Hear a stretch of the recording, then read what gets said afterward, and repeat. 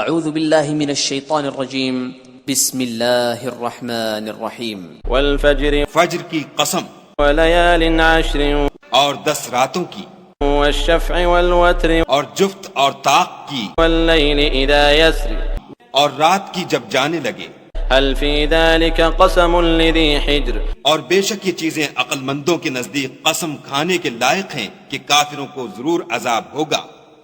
ألم تر كيف فعل ربك بعاد ألم تر كيف فعل ربك بعاد کیا تم نے نہیں دیکھا کہ تمہارے پروردگار نے عاد کے ساتھ کیا کیا؟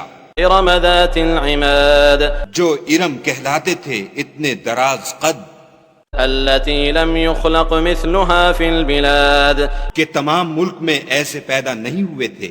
وثمود الذين جابوا الصخر بالواد اور سمود کے ساتھ کیا کیا جو وادی قرا میں پتھر تراشتے اور گھر بناتے تھے۔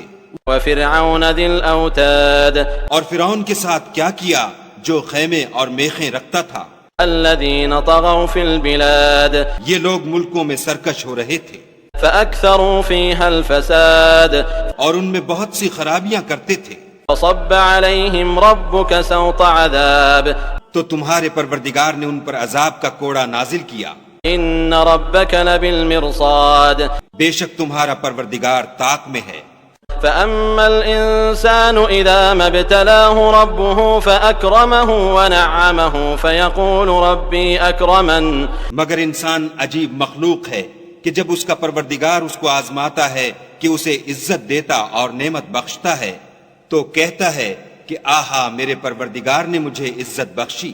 وأما إذا ما ابتلاه فقدر عليه رزقه فيقول ربي أهانن اور جب دوسری طرح آزماتا ہے کہ اس پر روزی تنگ کر دیتا ہے تو کہتا ہے کہ ہائے میرے پروردگار نے مجھے ذلیل کیا۔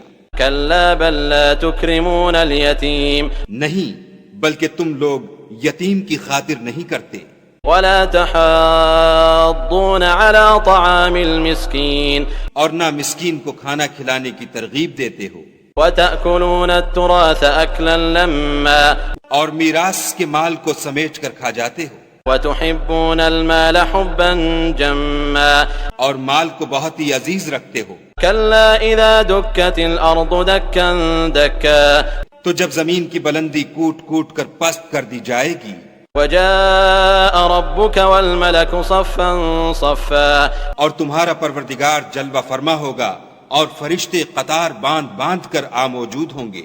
وجيء يومئذ بجهنم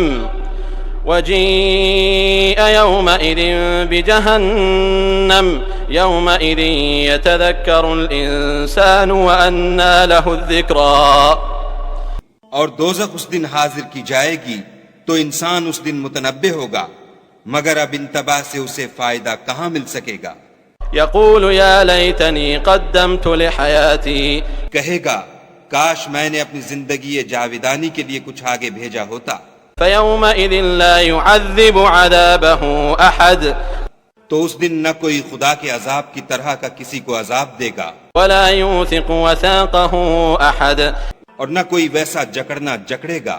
يا أيتها النفس المطمئنة اے اطمینان پانے والی روح، ارجعي إلى ربك راضية مرضية اپنے پروردگار کی طرف لوٹ چل، تو اس سے راضی وہ تجھ سے راضی، فادخلي في عبادي تو میرے ممتاز بندوں میں شامل ہو جا وادخلي جنتي اور میری بہشت میں داخل ہو جا۔